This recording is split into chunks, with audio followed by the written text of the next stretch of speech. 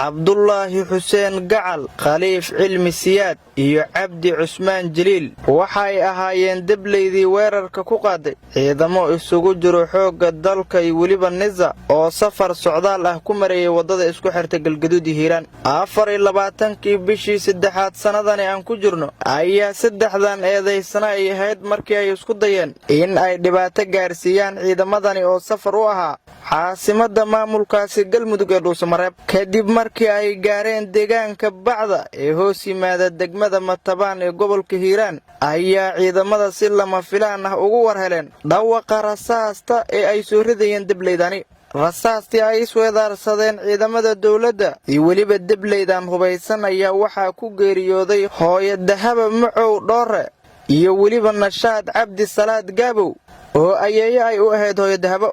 marxuumad Nashaad Cabdi Salaad Gaabow ayaa waxa ay maxkamadda magteedii saartay gudoomiyaha gobolka Hiiraan. maxkamadda ciidamada qalabka sida qaybta 27aad ayaa xukunno kala duwan ku riday saddexdan eedaysane. xukunka ay soo saartay maxkamadda ciidamada qalabka sida waxaa ku dhawaaqay gudoomiyaha maxkamadda darajada koobaad ee ciidamada qalabka sida qaybta 27aad Gaashaanle Maxamed Amiin Cabdulle Aadan.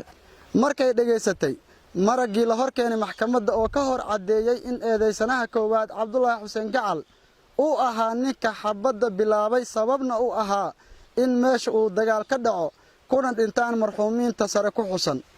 sidoo kale maragii la horkeenay maxkamadda ayaa cadeeyay in eedaysanaha labaad Khaliif Cilmi Siyaad uu ahaa ninkii ciidamada dawladda ku dhahay nooga baxa magaalada kadibna sidaas uu ku bilowday dagaalka. markay aragtay marag muujintii garsoorka la horkeenay sida qoraalka eedaysanayaasha loogu qoray garsoorka hortiisa cadeymaha laga qoray marqaatiga sawirka marxuumiinta sare ku xusan. markay dhageysatay dooda u dhaxaysay xafiiska xeer ilaalinta ciidamada qalabka sida iyo qareenka difaacayay eedaysanayaasha sare ku xusan. sidaas darteed maxkamadda ciidamada qalabka sida qaybta 27aad waxa uu cadaatay in eedaysanayaasha sare ku xusan ay yihiin dambiilayaal galay dambigii lagu soo eedeeyay. waxayna maxkamadda ku xukuntay 1 dambiile Cabdullaahi Xuseen Gacal 10 sano xabsi ciidan ah. 2 dambiile Khaliif Cilmi Siyaad 10 sano xabsi ciidan ah. 3 dambiile Cabdi Cusmaan Jaliil 8 sano xabsi ciidan ah. iyo in ay si wada jir ah u bixiyaan xukunsanayaasha sare ku xusan magtii marxuumad Dahaba Macow Dhoore. sidoo kale maxkamaddu waxa uu cadaatay in marxuumad Nashaad Cabdi Salaad Gaabow ay ku dhimatay xabadihii ay rideen ciidamada dawladda si kama ahna ku dhimatay.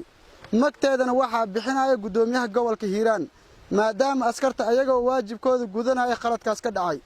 cidii aan ku qanacsaneyn xukunka maxkamadda waxa u furan racfaan. wabillahi tawfiiq. Nuur Maxamed Cali, warbaahinta qaranka Soomaaliyeed, magaalada Beledweyne.